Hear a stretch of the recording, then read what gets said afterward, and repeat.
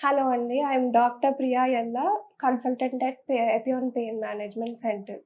So, ఈరోజు మనం back pain గురించి మాట్లాడదాం. అసలు బ్యాక్ పెయిన్ ఎందుకొస్తది?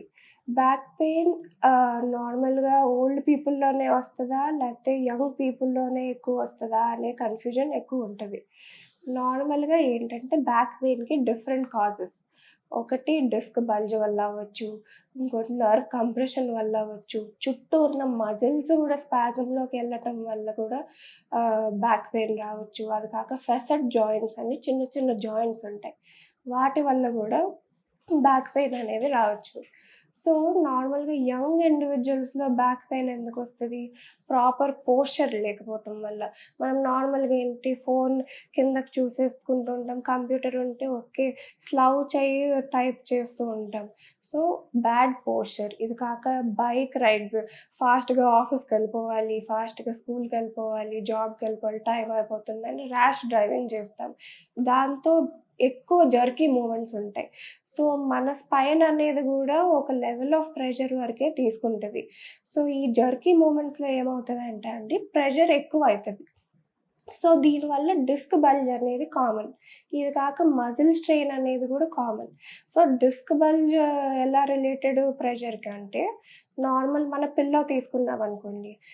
మన హెడ్ పెడితే ఓకే. అది పిల్లో మన ప్రెషర్ తట్టుకోగలుగుతది హెడ్ వెయిట్. అదే మీరెళ్లి బండరాయి పెట్టారనుకోండి, అది తీసుకోలేదు. సో, పిల్లో అనేది గూడా అంత వెయిట్‌ని తీసుకోలేనప్పుడు మన స్పైన్‌లో డిస్క్ గూడా equal to our cushion. So, మీరు ఎంత ప్రెషర్ పెడతారో అది గూడా అంతే ప్రెషర్ తీసుకోగలుగుతది. సో, మనం ఎక్కువ స్ట్రెయినర్స్ యాక్టివిటీ ముందుకు వంగి హెవీ వెయిట్స్ లిఫ్ట్ చేసేయటం జిమ్‌లో లేకపోతే ఈ బైక్ రైడ్‌లో ఎక్కువ జర్కీ మూవ్‌మెంట్స్ చేయటం, ఇవన్నీ స్పైన్‌కి బ్యాడ్ పోస్చర్స్.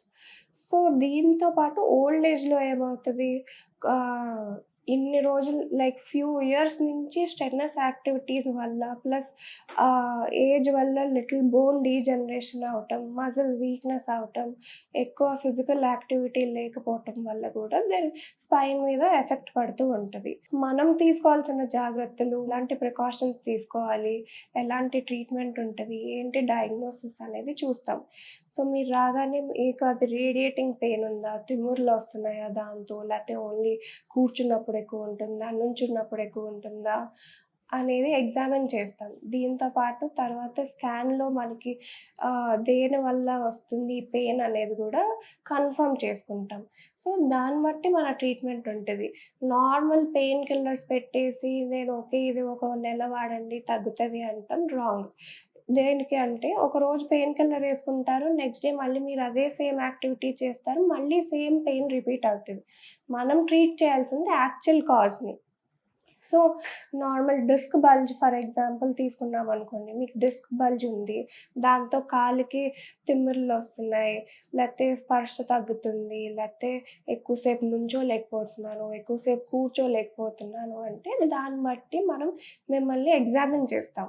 ఎగ్జామినేషన్‌లో ఎంతవరకు నొప్పుంది, ఎంత రేడియేట్ అవుతుందని చూసి తర్వాత స్కాన్ చేస్తాం.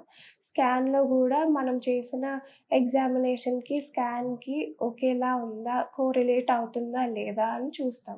సో, డిస్క్ బల్జ్ ఉన్న దాని ప్రకారం మనం ఆహ్, ప్రొసీజర్‌లో గూడా ఎంఆర్ఐ లాంటి మెషినే ఫ్లోరోస్కోపీ మెషిన్ ఉంటది.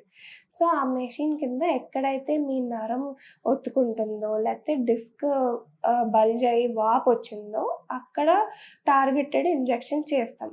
దీంతో పాటు ఎక్సర్‌సైజెస్ నేర్పిస్తాం. ప్లస్ మీరేం జాగ్రత్తలు తీసుకోవాలి, ఏం చేయొచ్చు, ఏం చేయకూడదు అన్నీ చెప్తాం. సో, దీంతో బెటర్ ఇంప్రూవ్‌మెంట్ అనేది ఉంటది. మనం నార్మల్‌గా చిన్న డిస్క్ బల్జ్‌కి ఎళ్ళంగానే సర్జరీ చేసేస్తాము అది ఇది అంటారు. బట్ సర్జరీ అనేది మీ మీ కండిషన్ బట్టి ఎళ్ళాలి గానీ, అనవసరంగా ఎళ్ళకూడదు. సర్జరీకి ఎప్పుడెళ్ళాలి? మీకు యూరిన్ మోషన్ కంట్రోల్‌లో లేదు. లేతే మీకు కాళ్ళు వీక్‌నెస్ వచ్చేసింది, నడవలేకపోతున్నాను అన్న స్టేజ్‌లో ఎళ్ళాలి కానీ, దానికి ముందున్న ఆప్షన్స్ మీకంత సివియారిటీ లేనప్పుడు సర్జరీ అనేది అనవసరం.